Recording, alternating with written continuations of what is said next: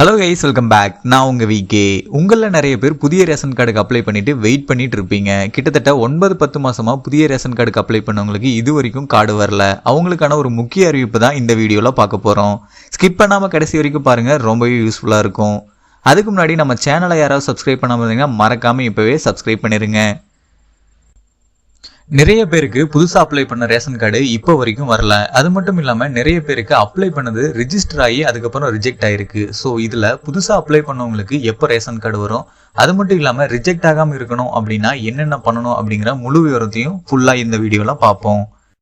2023 June மாதத்திலிருந்து யார் ration கார்டுக்கு அப்ளை பண்ணீங்களோ அவங்க யாருக்குமே இப்போ வரைக்கும் ரேஷன் கார்டு வரல. ஏன் அப்படின்னு பார்த்தீங்கன்னா ஆல்ரெடி ஜூன் மந்த்தில் அப்ளை பண்ணவங்களுக்கு ப்ராசஸ் ஆகி அதுக்கான மெசேஜ் உங்களுக்கு வந்திருக்கும், சக்ஸஸ்ஃபுல்லாக ரெஜிஸ்டர் ஆயிடுச்சு அப்படின்னு வந்திருக்கும். ஆனால் ஆகஸ்ட் மாதத்துலேருந்து யார் விண்ணப்பிச்சாங்களோ அவங்க எல்லாத்துக்குமே இப்போ வரைக்கும் மெசேஜும் வந்திருக்காது, கார்டும் வந்திருக்காது. இது ஏன் அப்படின்னு பார்த்தீங்கன்னா கடந்த வருடம் செப்டம்பர் மாதத்துலேருந்து மகளிர் உரிமை தொகை வழங்குறாங்க அப்படின்னு சொல்லி ரேஷன் கார்டு எல்லாமே ஸ்டாப் பண்ணி வச்சுருந்தாங்க புதுசாக அப்ளை பண்ணவங்களுக்கு. அதுக்கப்புறம் பார்த்தீங்கன்னா பொங்கல் அப்படின்னு சொல்லி பொங்கல் பரிசு தொகை வழங்குவதற்காக புதிய ரேஷன் அட்டைகள் எல்லாமே ஸ்டாப் பண்ணி வச்சுருந்தாங்க. அதுக்கப்புறம் ஜனவரியோட எண்டில் கார்டு கொடுப்பாங்க அப்படின்னு எதிர்பார்க்கப்பட்டுச்சு. ஒவ்வொரு வருஷமும் பொங்கல் பரிசு தொகை ஜனவரி மாதத்தோட இடையில தான் வழங்குவாங்க. இதனால் டிசம்பர் மாதத்துலேருந்தே ரேஷன் கார்டுக்கான அப்ரூவல் கொடுக்கறத நிறுத்திடுவாங்க. அதுக்கப்புறம் ஜனவரியோட இறுதியில் ரேஷன் கார்டு வழங்குவாங்க.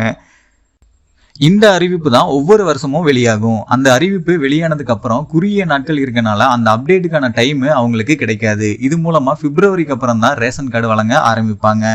இந்த ஒரு நிலைமையில இந்த வருஷத்துக்கான ரேஷன் கார்டு எப்போ வரும் அப்படின்னு பார்த்தோம்னா, போன வருஷம் நீங்க அப்ளை பண்ணியிருந்தாலும் சரி, இந்த வருஷம் ஓப்பனிங்ல நீங்க அப்ளை பண்ணியிருந்தாலும் சரி, அவங்க எல்லாருக்குமே ஒரு முக்கிய அறிவிப்பு. இனி வரும் நாட்களில் ரேஷனுக்கான பணிகள் விறுவிறுப்பாக நடைபெறும் அப்படின்னு சொல்லியிருக்காங்க. அது மட்டும் இல்லாமல் ஒரு முக்கிய குறிப்பை சொல்லியிருக்காங்க. அது என்ன முக்கிய குறிப்பு அப்படின்னு பார்த்தீங்கன்னா, இதுக்கப்புறம் எம்பி எலெக்ஷன், அதாவது மக்களவை தேர்தல் வரப்போகுது இன்னும் ஒரு சில நாட்களில்.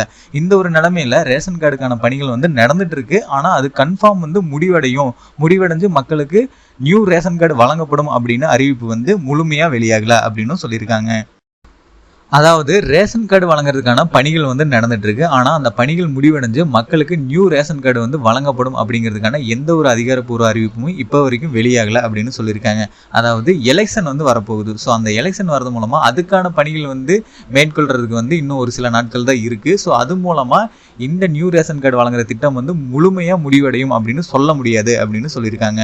ஸோ நீங்கள் ஏதாவது ரேஷன் கார்டில் கரெக்ஷன் ஏதாவது பண்ணியிருந்தீங்கன்னா அது அப்டேட் ஆகி உங்களுக்கு வந்துடும். ஆனால் புதுசாக கல்யாணமானவங்க புது ரேஷன் கார்டுக்கு அப்ளை பண்ணியிருப்பீங்க. இல்லை அப்படின்னா ஆல்ரெடி கூட்டு குடும்பமாக இருந்து அதில் பிரிஞ்சு தனியாக ஒரு ரேஷன் கார்டுக்கு அப்ளை பண்ணியிருப்பீங்க. இந்த மாதிரி பண்ணவங்களுக்கு எல்லாமே எலெக்ஷன் முடிஞ்சு தான் புது ரேஷன் கார்டு வரும் அப்படிங்கிற மாதிரி அறிவிப்பு வெளியாயிருக்கு. சப்போஸ் இதுக்கப்புறம் ஏதாவது சேஞ்சஸ் புதிய ரேஷன் கார்டு முன்னாடியே வழங்குறதுக்கான அறிவிப்புகள் வெளியானாலும் நான் உங்களுக்கு உடனுக்குடனே அப்டேட் பண்ணுறேன். இது வரைக்கும் பார்த்தீங்கன்னா கிட்டத்தட்ட 1.5 லட்சம் ரேஷன் கார்டு பெண்டிங்கில் தான் இருக்குது. புது ரேஷன் கார்டு அப்ளை பண்ணவங்களுக்கு சரி, கரெக்ஷன் பண்ணவங்களுக்கு சரி. இதில் ஒரு பாதியாவது பார்த்தீங்கன்னா 1 மந்த்லேருந்து 2 மந்த்துக்குள்ளே கொடுக்கறதுக்காக பிளான் பண்ணியிருக்காங்க. ஆனால் எலெக்ஷனுக்கான வேலைகள் அதிகமாக இருந்துச்சு அப்படின்னா அதுக்கு வாய்ப்பு மிக மிக குறைவு. எலெக்ஷன் முடிஞ்சதுக்கு அப்புறம் தான் முழுமையா எல்லா ரேஷன் கார்டுமே வழங்கப்படும். இந்த ஒரு நிலைமையில புதுசா கல்யாணமானவங்க இல்லை அப்படின்னா ஆல்ரெடி பொருட்கள் எல்லாமே வாங்கிட்டு இருக்கோம், அதுல இருந்து வேற ஒரு ரேஷன் கார்டு பிரிஞ்சு தனியா ஒன்று வாங்க போறோம் அப்படின்னு சொல்லி யாருமே புதுசா அப்ளை பண்ணிடாதீங்க. ஆல்ரெடி பண்ணவங்களுக்கே கிட்டத்தட்ட 1 வருஷமா ரேஷன் கார்டு வரல. புதுசா அப்ளை பண்ணீங்கன்னா கண்டிப்பா டிலே ஆகும். ஸோ யாருமே இந்த ஒரு டைம்ல அப்ளை பண்ணாதீங்க. ஏதாவது கரெக்ஷன் பண்ணணும், ஏதாவது நேம் சேஞ்ச் பண்ணணும், இந்த மாதிரி ஏதாவது இருந்தா பண்ணுங்க. ஆனா தனியா பிரிஞ்சு புதுசா ரேஷன் கார்டு வாங்க போறேன் இல்ல புதுசா அப்ளை பண்ண போறேன் அப்படின்னா தயவு செஞ்சு பண்ணாதீங்க.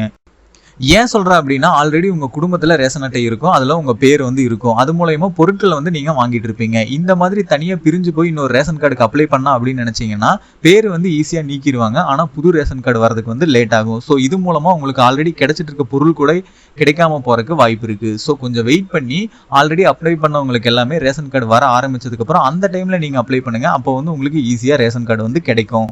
அடுத்ததா நிறைய பேர் அப்ளை பண்ணி ரிஜெக்ட் ஆயிருக்கும் ரேஷன் கார்டு. நீங்க ஃபேஸ் பண்ண ப்ராப்ளமை எப்படி கிளியர் பண்ணலாம் அப்படிங்கிறத பார்ப்போம். அப்பா அம்மா பேர்ல வீட்டு வரி ரசீது இருக்கு, அதை வச்சு எங்களுக்கு ரேஷன் கார்டு அப்ளை பண்ணலாமா அப்படின்னு கேட்டீங்கன்னா கண்டிப்பா பண்ணக்கூடாது. எக்ஸாம்பிளுக்கு அதுல ஒரு டோர் நம்பர் மென்ஷன் பண்ணியிருப்பாங்க. அதே டோர் நம்பருக்கு இன்னொரு ரேஷன் கார்டு அப்ளை பண்ணீங்கன்னா கண்டிப்பா கிடைக்காது. அந்த ரேஷன் கார்டில் 5 அப்படின்னு இருந்துச்சு அப்படின்னா நீங்க 5A 5B இல்ல 6 அப்படின்னு இருந்துச்சுன்னா 6A 6B இந்த மாதிரி ரசீது வாங்கி அப்ளை பண்ணுங்க. அப்பதான் உங்களுக்கு ரிஜெக்ட் ஆகாம ரேஷன் கார்டு புதுசா கிடைக்கும். அடுத்ததா குடும்ப தலைவரோட ஆதார் கார்டு, ஃபேமிலி மெம்பர்ஸோட ஆதார் கார்டு, வீட்டு வரி ரசீது, இந்த மூணுலயுமே ஒரே டோர் நம்பர் ஒரே அட்ரஸ் தான் இருக்கா அப்படிங்கறத கன்ஃபார்ம் பண்ணிட்டு அப்ளை பண்ணுங்க. மூணாவதா கேஸ் கனெக்ஷன் இல்லாம ரேஷன் கார்டுக்கு அப்ளை பண்ணா ஒரு சிலருக்கு ரிஜெக்ட் பண்றாங்க. அதனால முடிஞ்ச அளவுக்கு கேஸ் கனெக்ஷன் வாங்கிட்டு அதுக்கப்புறம் அப்ளை பண்ணுங்க ரேஷன் கார்டுக்கு. இந்த முக்கியமான 3 டிப்ஸை நீங்க ஃபாலோ பண்ணீங்க அப்படின்னாவே உங்களோட new ration card maximum reject ஆகாம உங்களுக்கு வந்து சேரும். எல்லாமே கரெக்டா பண்ணவங்களுக்கு இப்போ வரைக்கும் புது ரேஷன் கார்டு வரல. தயவு செஞ்சு இந்த மிஸ்டேக் எல்லாம் பண்ணி நீங்க அப்ளை பண்ணாதீங்க. லேட்டா கிடைக்கக்கூடிய புது ரேஷன் கார்டும் ரிஜெக்ட் ஆயிடும். ஸோ இதுக்கப்புறம் யாராவது புது கார்டுக்கு அப்ளை பண்ணீங்க அப்படின்னா இந்த தகவல் எல்லாமே சரியா இருக்கா அப்படிங்கிறத கன்ஃபார்ம் பண்ணிட்டு அதுக்கப்புறம் அப்ளை பண்ணுங்க. உங்கள நிறைய பேர் 3 மாசத்துக்கு முன்னாடியே கார்டு அப்ளை பண்ண, 6 மாசத்துக்கு முன்னாடியே கார்டு அப்ளை பண்ண, இப்போ வரைக்கும் எனக்கு வரல, எனக்கு மட்டும்தான் இப்படி ஆயிடுச்சு அப்படின்னு சொல்லி ரொம்ப ஃபீல் பண்ணிட்டு இருப்பீங்க. உங்களுக்கு மட்டும் இல்லை, கிட்டத்தட்ட 1 வருஷமா பண்ண யாருக்குமே ரேஷன் கார்டு வரல இப்போ வரைக்கும்.